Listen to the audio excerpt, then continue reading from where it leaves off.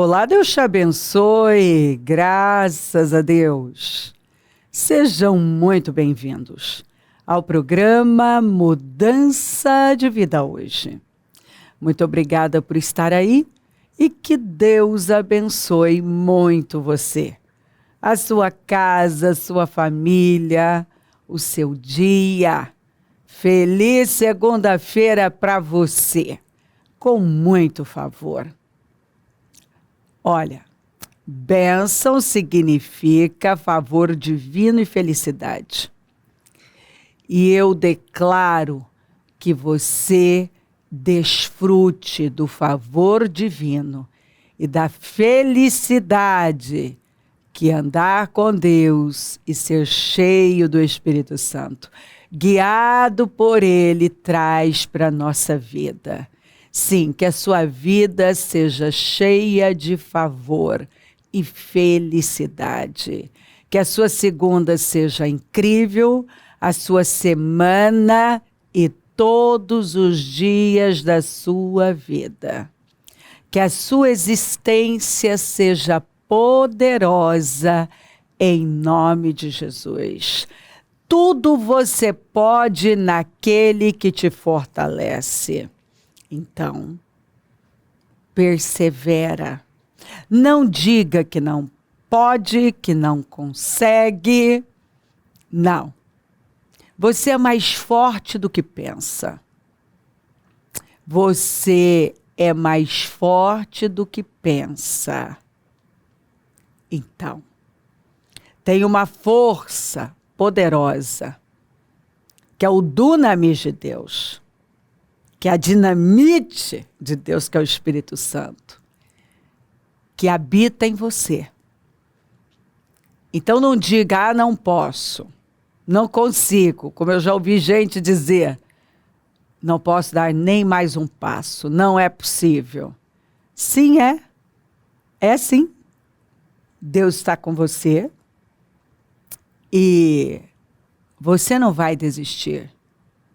Porque você sabe que Deus não se agrada daqueles que desistem e acabam sendo destruídos.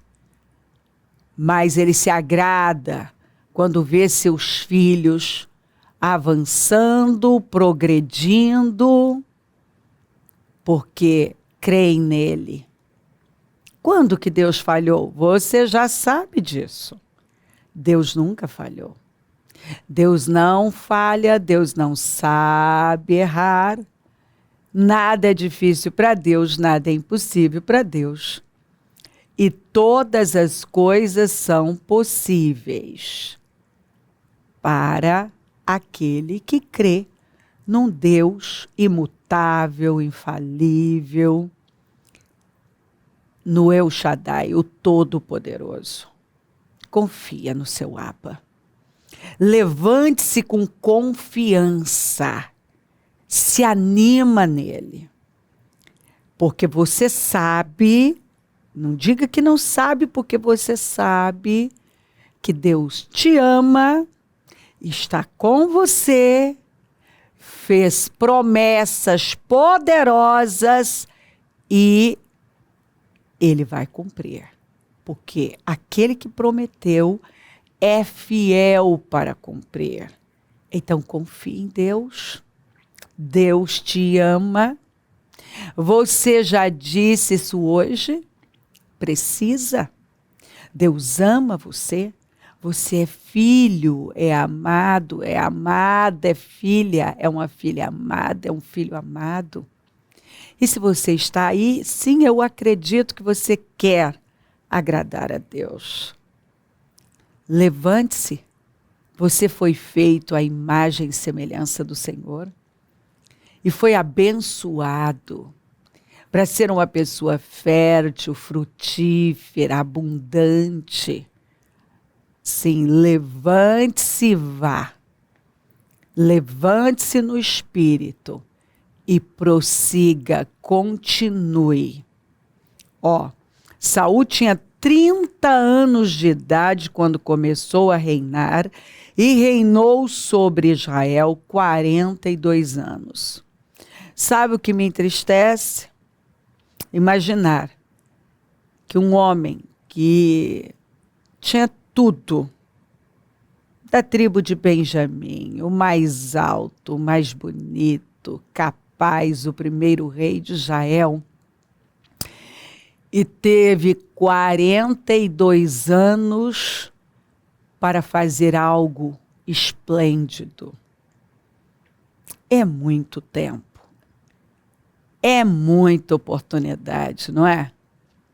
Gente, são 42 anos de oportunidades. Mas as emoções, os sentimentos foram mais fortes que a fé. E ao invés dele ser guiado pela fé no Deus vivo, ele foi conduzido por suas emoções, por seus sentimentos. E foi se tornando uma pessoa amarga, a inveja foi corroendo e ele foi enlouquecendo. E fez tantas bobagens. Passou a maior parte da vida dele perseguindo um homem que foi a melhor coisa que chegou até ele, que foi Davi. Alguém que nunca foi inimigo dele. Porque ele não conseguiu conviver, suportar o sucesso do Davi. Ele era inseguro, muito inseguro. E aquela insegurança, aqueles complexos, aqueles sentimentos, arruinaram com a vida dele. Tanto que você vê que no final, quando ele busca Deus, e Deus não responde, porque não havia sinceridade ali, e ficou provado que não havia, porque quando ele não teve a resposta de Deus, para onde ele foi? Em busca de uma feiticeira. O que, sabe, me faz pensar, meu Deus, um dia esse homem que procurou uma feiticeira fez a coisa certa. Quando ele estava certo com Deus, ele trabalhou para eliminar completamente a feitiçaria da nação.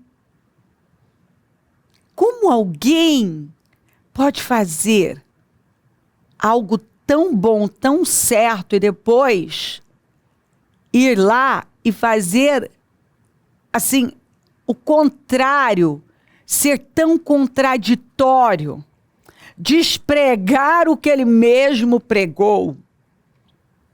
Se você se distrair de Deus, se você se desfocar, que foi o que aconteceu, ao invés dele permanecer focado em Deus, ele foi se envolvendo com sentimentos. E depois disso, ele foi perdendo a batalha contra os filisteus e se suicidou. Porque é isso que os sentimentos fazem. Se você for guiado por sentimentos, você vai fazer uma escolha pior do que a outra. Porque um abismo vai chamar outro abismo. E foi o que aconteceu com esse homem, que a Bíblia diz que era o mais bonito, o mais alto, o primeiro rei, o homem que profetizou, esteve entre os profetas e profetizou, que teve o coração dele mudado. O homem que foi tomado pelo Espírito de Deus de uma forma tão furiosa e derrotou o amonita Naás. O homem que por um tempo ele lutou as guerras do Senhor. Ele trabalhou para fazer a coisa certa. Mas aí um dia ele permitiu que os sentimentos tomassem conta dele.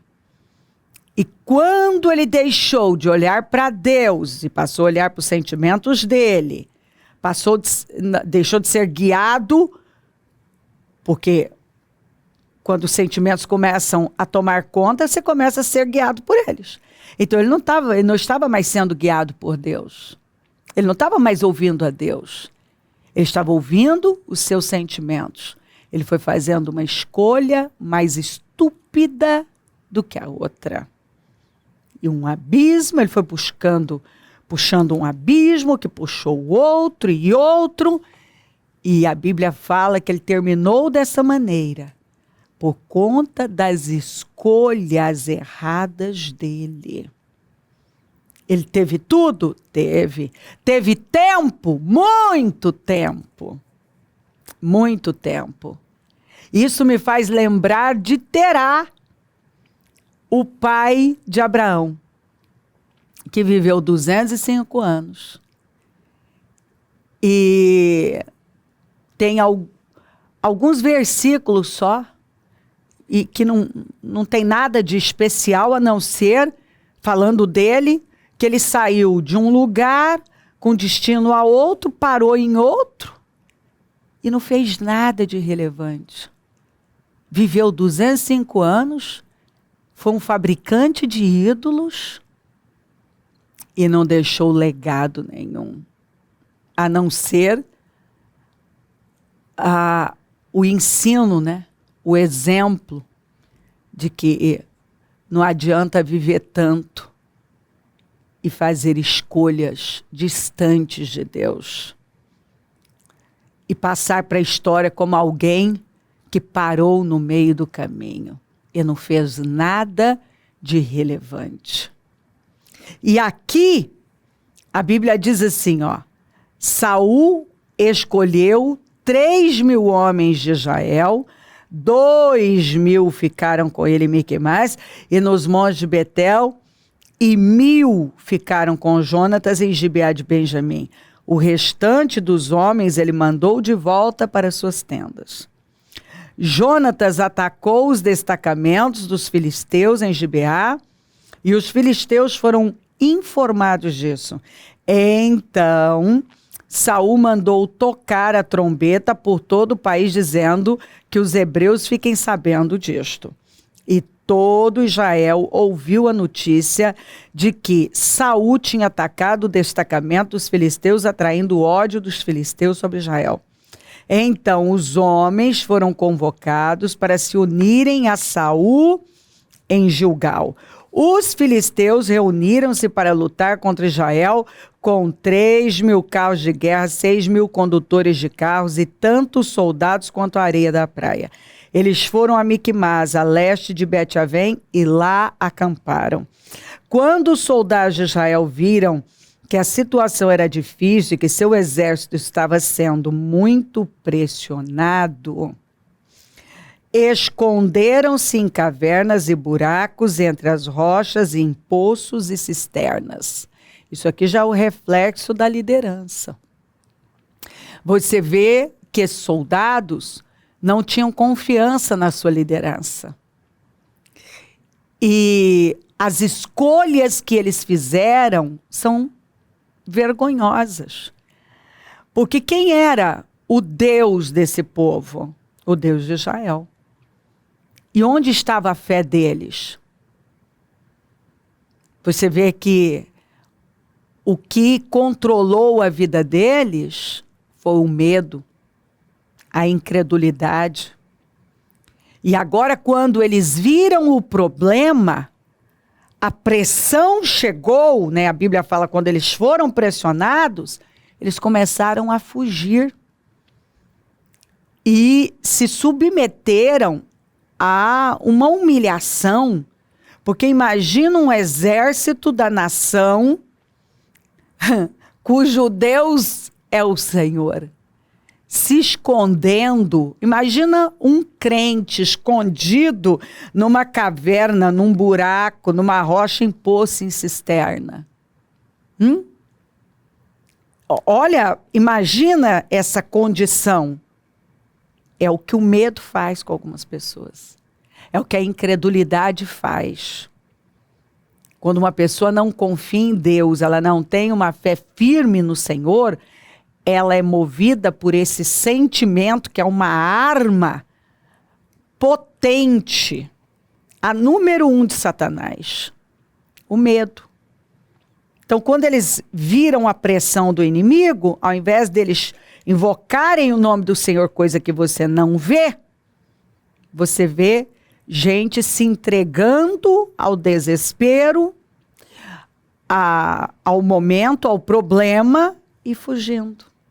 Ninguém correu para Deus, mas fugiu do inimigo. Não tem uma coisa mais triste? Gente, isso é triste demais. Ver um crente fugindo do problema, fugindo do inimigo e se escondendo? Não. Uma pessoa que é guiada pela fé, pela palavra de Deus, que é cheia do Espírito Santo, jamais ela vai fazer uma coisa dessa.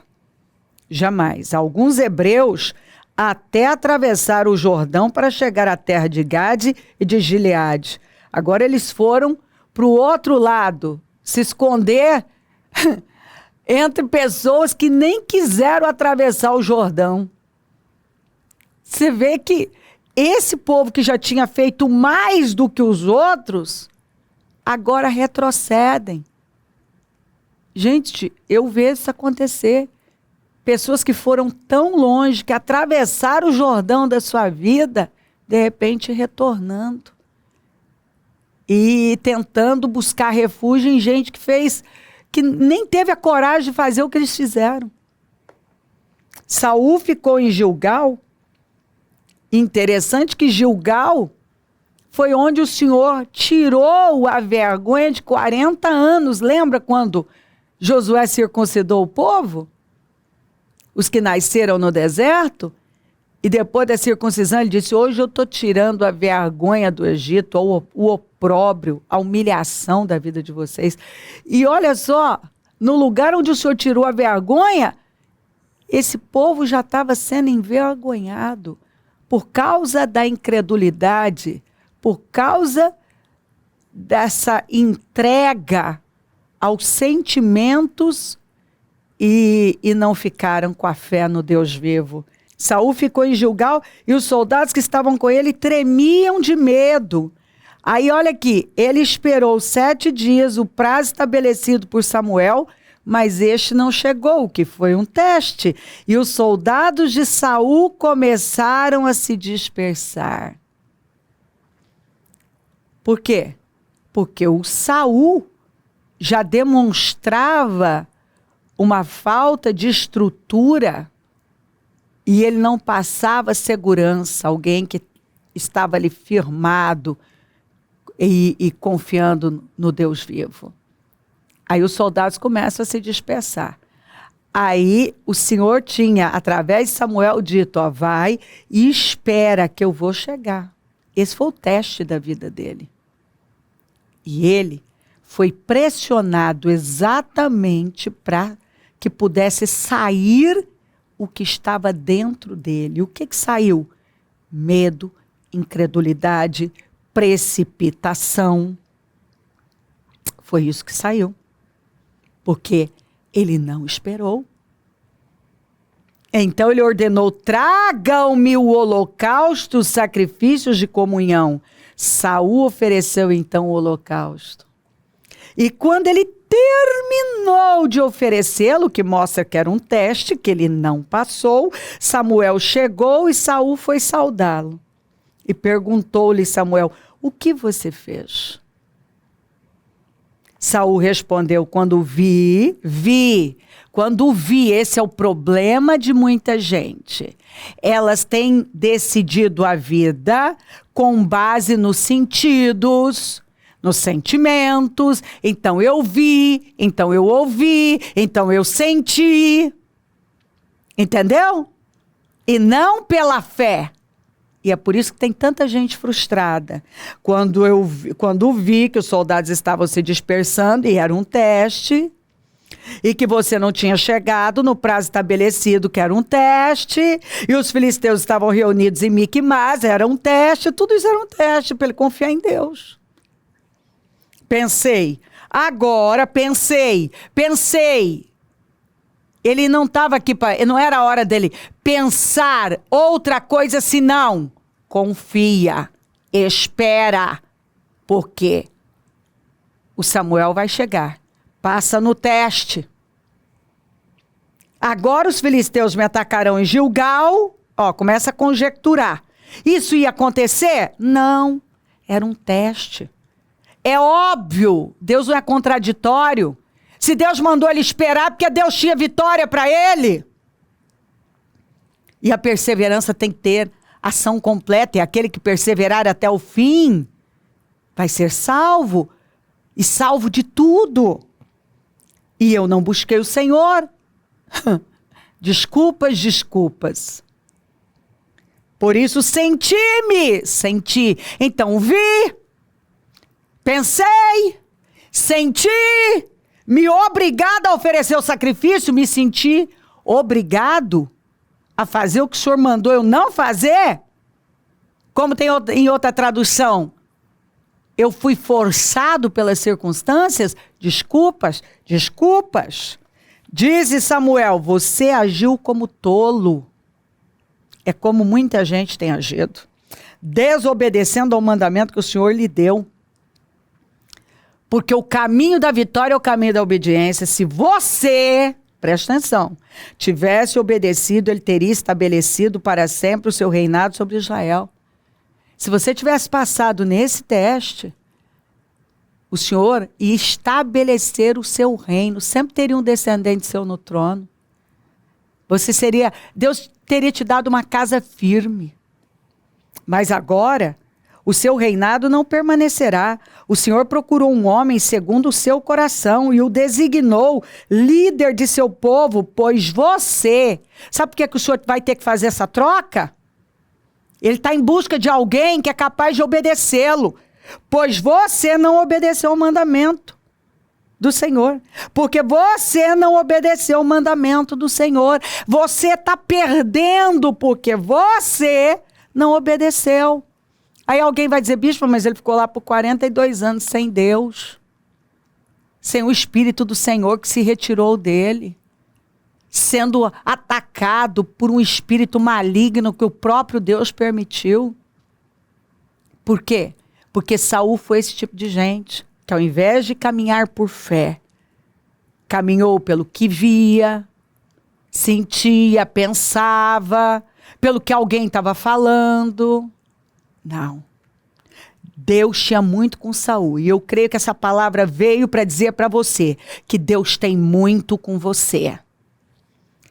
Deus tem muito com você. Passa nos testes. Persevera, vá até o fim. Se você tomou um rumo errado, se endireita e volta. Se você desistiu, se você fez alguma bobagem, se reposicione em Deus. Se volta para Ele, ouça a voz do Espírito, obedeça a Deus, passa nos testes, se submeta a Ele. Porque o que Deus tem com você é muito grande. E se você obedecê-lo e perseverar, você vai viver a glória do Senhor. Ó, se você tivesse obedecido, ele teria estabelecido para sempre o seu reinado sobre Israel. Aqui está um exemplo de um homem que foi perseverante. Ele foi até o fim. Ele fez tudo o que Deus esperava dele. E olha que pressão, problemas, perseguições não faltaram. Mas ele não desistiu. Ele é o nosso exemplo. E o Neemias é o nosso grande exemplo de fé.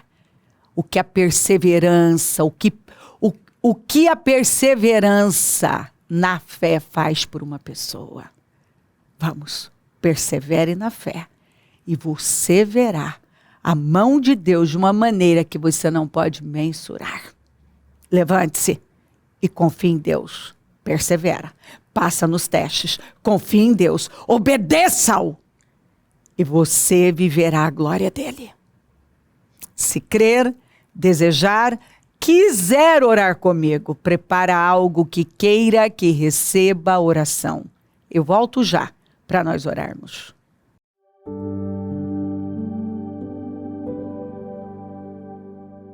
Senhor, meu Deus e meu Pai, eu oro para que essa palavra tenha possuído os corações, de tal maneira que um povo firme, determinado, perseverante, esteja emergindo, se levantando com a decisão de perseverar na fé, obedecendo, confiando na sua palavra, porque aquele que persevera tem a vida transformada.